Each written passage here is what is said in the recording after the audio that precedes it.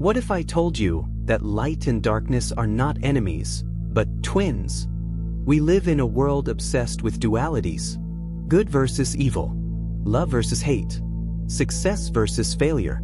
It seems we're always choosing sides, splitting the world into this or that, right or wrong, black or white.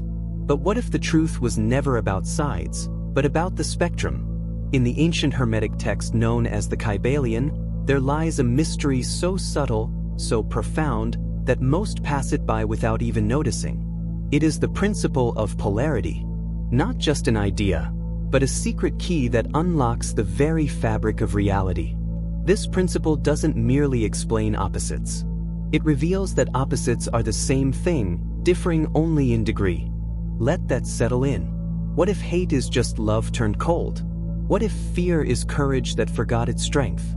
What if you could shift your mind from despair to joy, not by escaping the darkness, but by transforming it from within? In this journey, we'll peel back the veil and enter the temple of polarity. We'll trace its origins from ancient Egypt to the whispers of alchemists.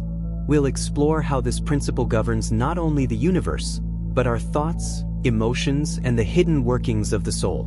By the end, you won't just understand polarity, you'll wield it. Ready to step into the twilight where opposites meet? Let's begin. Long before modern science tried to explain the nature of energy, vibration, and perception, the ancient adepts of Egypt and Greece whispered truths that echoed across time. Among these truths stood a doctrine wrapped in paradox and cloaked in silence: the principle of polarity. We first encounter this teaching in the enigmatic work The Kybalion, published in 1908 by 3 mysterious initiates.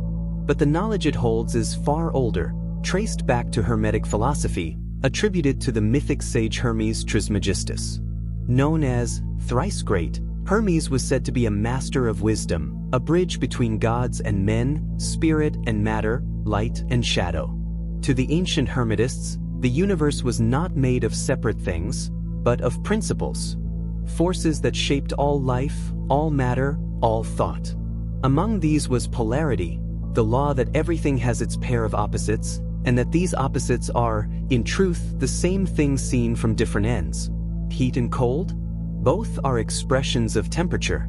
High and low? Positions on the same scale. Even life and death, those grand opposites, were seen as transitions along a single spectrum of existence. This wasn't just philosophy, it was spiritual science. In Eastern mysticism, this truth emerges as yin and yang, the dance of feminine and masculine, passive and active, within a unified whole. In Kabbalah, it appears as the balance between mercy and severity. In alchemy, the work of transmuting lead into gold wasn't just chemical. It was the inner alchemy of reconciling opposites within the self. To understand polarity was to understand transformation. The sage did not resist opposites. He mastered the art of transmuting one into the other. But why does this matter to us now? Because in a world that teaches us to divide and judge, the principle of polarity offers a path to unity, to power, and to profound inner change.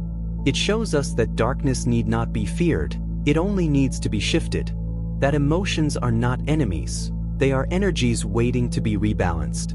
This is not just ancient theory, it is the code of the universe. And when you learn to read it, life becomes a different game entirely. Imagine standing at the edge of a vast ocean. The waves rise and fall, crest and crash, always in motion. Now ask yourself, is a wave separate from the sea, or simply a momentary form of it? This is how the principle of polarity moves through our world. Nothing exists in a static state. Everything flows along a spectrum, constantly changing, transforming. Opposites are not enemies, they are partners in a cosmic dance. The Kybalion states, everything is dual, everything has poles, everything has its pair of opposites, like and unlike are the same. Let's take that apart, not as a riddle, but as a revelation. Hot and cold. These feel like opposites, right? But science and experience shows us they are both just variations of temperature. There is no fixed point where hot becomes cold. It's all relative. What's hot to one person may feel warm to another. And somewhere in between, there is no clear line. only a gradual shift. So too with light and darkness. Darkness is not a thing of its own, it's simply the absence of light. Increase the light and darkness fades. Decrease it and darkness returns. They are not two forces, but one condition varying in intensity. Now apply this to the realm of emotion. Love and hate? We often think of them as complete opposites. But both are passionate states, charged with energy and attention. The real opposite of love isn't hate, it's indifference. You can hate someone because you once loved them deeply. And with awareness, that hatred can be softened, transmuted, redirected, back toward compassion. This is the hidden power of polarity, the ability to shift. The ancient sages didn't simply observe opposites. They mastered the art of moving between them. They knew that by altering vibration, by changing focus and intention, you could transform your emotional state, your mental condition, even the circumstances around you.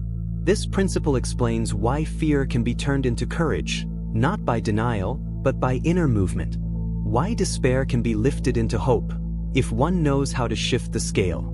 And just as a musician learns to hear the subtle notes between one tone and the next, so too must the spiritual seeker learn to feel the in-between states, the gradients where transformation happens.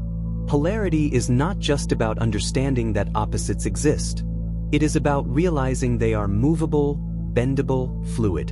And that you, dear seeker, are not trapped between extremes. You are the one who chooses the direction of the scale. Let us now step deeper into the labyrinth, where mystery sharpens and wisdom waits in silence. If the first lesson of the principle of polarity is that all things exist on a spectrum, the second is more subtle. The power to change lies not at the ends, but in the middle. Here is where most wanderers lose their way, seeking absolutes. They try to escape sorrow by chasing happiness. They flee weakness, hoping to seize strength. But the wise do not rush from one extreme to the other. Instead, they walk the middle path, not out of fear, but because the center is where the shift begins. In Hermetic alchemy, this is the art of transmutation, turning one state into another through consciousness. Gold was never just metal. It was the symbol of inner perfection. And lead? The raw self, heavy, base, but full of potential. The principle of polarity teaches, opposites are identical in nature, but different in degree. And here lies the true magic. If two things are of the same essence, they can be transformed, one into the other. How? Through mental alchemy. Let's say you are gripped by anger. It feels sharp, consuming, but beneath it lies a current of energy, fiery, focused, intense. This same current, if softened, becomes passion. Refined further, it becomes clarity. And with discipline, it becomes power, used not to destroy, but to create.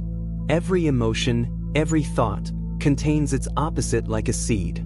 The key is not to repress one and chase the other, but to recognize their shared core and shift it. This principle reveals why healing doesn't mean running from pain, but integrating it. Why enlightenment isn't floating above the world, but seeing the sacred even in the shadow. Look at a pendulum. It swings from side to side. The further it moves in one direction, the further it will swing to the other. Life does this too. Ecstasy and grief, gain and loss, birth and death. But at the center of the swing is stillness. That still point is where mastery begins. The Hermeticist learns not to be whipped about by life's pendulum, but to pause, reflect, and choose to remain unmoved while still moving. Polarity doesn't ask us to choose light over dark. It invites us to balance them, to know the extremes, yet rest in the center. It is a call to wholeness. And so, dear seeker, the lesson is not to destroy your darkness or deny your struggle. It is to find their hidden gifts, to feel where you are on the scale, and then, gently, with will and awareness, shift.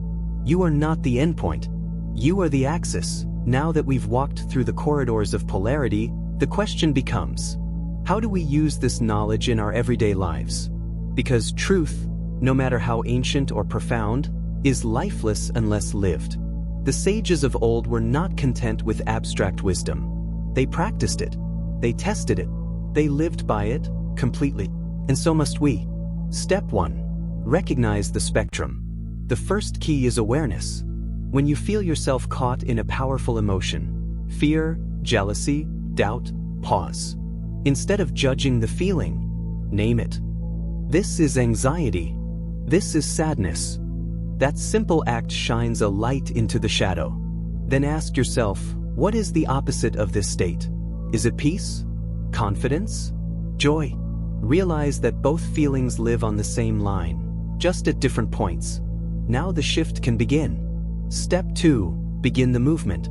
Shifting your state doesn't mean forcing happiness when you're sad or pretending you're calm when you're not. The Hermetic path is not about denial. It's about direction. Start by moving 1 degree at a time. If you're in despair, don't reach for joy. Reach for stillness. Then perhaps for curiosity. Then for possibility. One step, then another. Use affirmations, breathing, or focused visualization to vibrate your state upward. Say, I am moving from fear toward courage. Breathe deeply, imagining the energy softening, changing form. Even a small shift on the scale is a victory. Step 3. Use the pendulum wisely. Life will swing. It's the law. Highs will follow lows. That's natural, but the adept learns to slow the swing. By choosing center, meditation, grounding, reflection. These are the tools that anchor you. When the outer world pulls you into chaos, your inner stillness becomes your shield. Use journaling to track your emotional polarities. Notice patterns. Where do you swing? What triggers the extremes? With this awareness, you gain power. Step 4. Transform through contrast. Instead of seeing opposites as battles, see them as mirrors. The deeper your sorrow, the more room there is for joy. The more anger you feel, the more passion you possess, if directed wisely. Don't run from the darkness. Study it. Feel it. Let it teach you what it hides. Then alchemize it. In time, you'll see that every shadow is a doorway. Every polarity is a path. The principle of polarity isn't about escaping life's contrasts. It's about mastering them, so that you no longer swing helplessly between extremes, but become the one who moves the pendulum with intention. We began with a question cloaked in shadow. What if opposites are not enemies, but echoes? Now you know the answer. The principle of polarity, as whispered in the Kybalion, is not merely a law of nature. It is a law of the soul.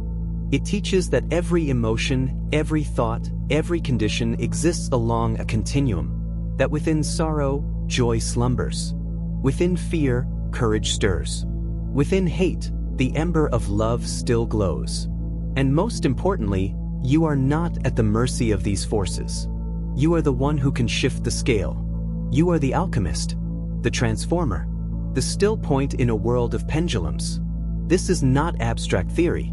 It is a living key, one you can use to shape your emotions, your relationships, your destiny. Not by force, but by flow.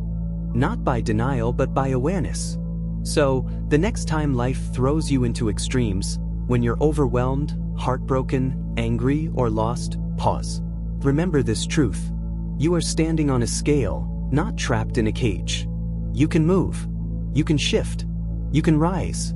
And when you do, you don't just change your state. You change your fate. What opposites are quietly shaping your reality? Share your insight in the comments. Then, if you feel called, tap subscribe and journey deeper into the mystery. In our next journey, we'll explore the 5th Hermetic principle, rhythm, the ancient truth that all things rise and fall, flow and return, swinging like a pendulum between seeming opposites. You'll discover how love and hate, joy and sorrow, success and failure are not isolated moments but movements within a greater cosmic rhythm. And most importantly, how to master the swing so life no longer controls you, but flows through you. You won't want to miss it. Until then, stay curious, keep exploring, and as always, walk the path of wisdom.